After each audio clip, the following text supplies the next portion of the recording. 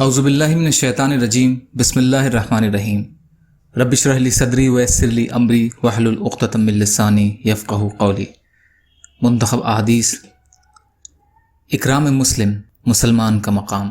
حضرت ابو ہریرہ رضی اللہ تعالیٰ عنہ روایت کرتے ہیں کہ رسول اللہ صلی اللہ علیہ وسلم نے ارشاد فرمایا، اللہ تعالیٰ کے یہاں ایک شخص کے لیے ایک بلند درجہ مقرر ہوتا ہے، لیکن وہ اپنے عمل کے ذریعے اس درجہ تک نہیں پہنچ پاتا، تو اللہ تعالیٰ اس کو ایسی چیزوں مثلاً بیماریاں یا پریشانیاں وغیرہ میں مبتلا کرتے رہتے ہیں جو اسے ناگوار ہوتی ہیں، یہاں تک کہ وہ ان ناگواریوں کے ذریعے اس درجے تک پہنچ جاتا ہے۔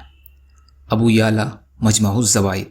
حضرت ابو سعید خدری رضی اللہ تعالیٰ عنہ اور حضرت ابو ہریرہ رضی اللہ تعالیٰ عنہ سے روایت ہے کہ نبی کریم صلی اللہ علیہ وسلم نے ارشاد فرمایا، مسلمان جب کسی تھکاوٹ، بیماری، فکر، رنج و ملال، تکلیف اور غم سے دوچار ہوتا ہے، یہاں تک کہ اگر اسے کوئی کانٹا بھی چبھتا ہے تو اللہ تعالیٰ اس کی وجہ سے اس کے گناہوں کو معاف فرما دیتے ہیں۔ بخاری شریف۔ یا اللہ ہم سب کو کہنے سننے سے زیادہ عمل کی توفیق عطا فرما۔ یا اللہ مظلوموں کی مدد فرما، ہم سب کو اپنی استطاعت کے بقدر اپنا حق ادا کرنے والا بنا۔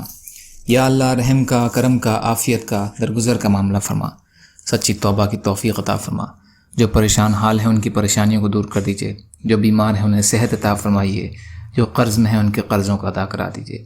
یا اللہ ہم سب کو استقامت عطا فرمائیے، دین پر ڈٹے رہنے والا بنائیے۔ یا اللہ صبر کی توفیق عطا فرما دیجیے۔ یا اللہ شکر کرنے والا بنا دیجیے، اچھی طرح عبادت کرنے والا بنا دیجیے۔ یا اللہ آپ جیسا بہتر سمجھیں ویسے ہماری حفاظت فرمائیں۔ اللہم اغفر لی ورحمنی، سبحانک اللہم وبحمدک، اشہد ان لا الہ الا انت، استغفرک واتوب الیک، برحمتک یا ارحم الراحمین، لا الہ الا اللہ، محمد رسول اللہ۔ السلام علیکم۔